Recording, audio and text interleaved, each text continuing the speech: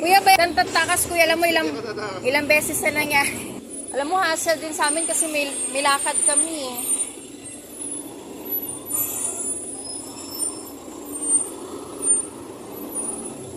Kuya, paano? Bayaran mo na lang. Hindi ko alam kung magkano damage yun. Hindi ko naman alam.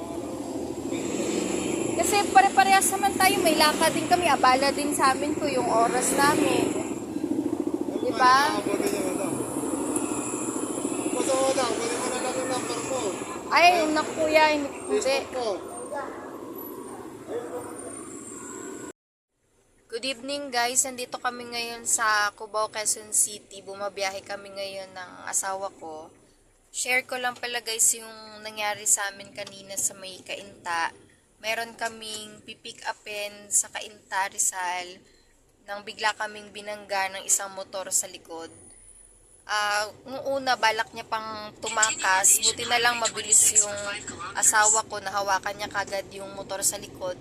Kung hindi, nakatakas na yung motorista. At ayaw niya pang magbayad nung sinisingil namin nung damage. Kasi yung likod guys, nabangga niya. May damage yung likod. 2.5 ang paggawa ng sasakyan yan per panel eh. Pilit siya ng pilit na wala daw siyang pera. Lagi niya pinipilit na wala siyang pera. Sabi namin, paano naman yun? May damage yung sasakyan. Kaya, pinilit namin siya na magbayad. Yung huli na, guys, sabi niya, aamin na daw siya. May dala daw siyang pera. Pero hindi daw sa kanya, sabi niya.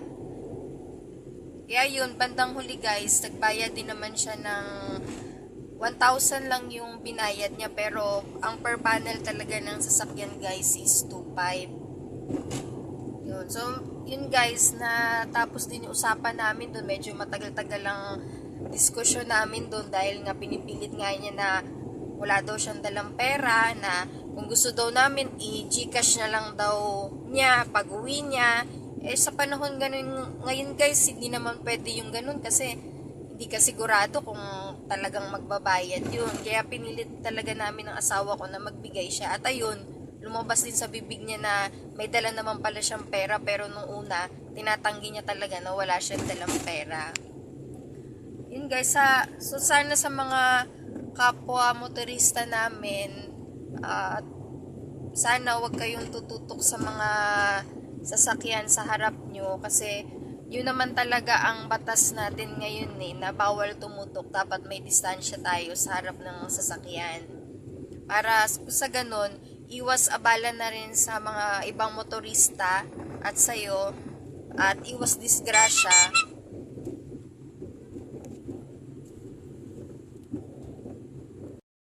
Shout out ko lang pala guys si kuya kanina na nakabangga sa amin. 266 PAN yung plate number niya. Sa susunod kuya, mag-iingat ka, huwag kang tututok sa sasakyan sa harapan mo. Kasi ginawang batas yan. Kaya nga yan ginawang batas, safe distance. Ibig sabihin, kasi anytime na may tumawid sa harap, biglang hihintuin na sa harap mo, o kaya nasiraan yung sasakyan sa harap mo, bigla siyang hihinto, o kaya umatras siya dahil pataas yung kalsada, di mo alam ang mangyayari. Kaya meron tayong batas sa safe distance. Ang distansya mo dun sa harapan mo, dapat merong distansya talaga. Kaya kay kuya, sana sa susunod, sabi niya kanina papasok siya ng trabaho, so mamaya kuya, sana pag uwi mo, sana natuto ka na sa nangyari kanina, na hindi ka tututok sa mga sasakyan kasi abala sa mga mababangga mo, abala rin naman sa'yo, mawawalan ka rin ng pera, magbabayad ka rin, hindi ka naman pwedeng hindi magbayad pag nakabangga ka.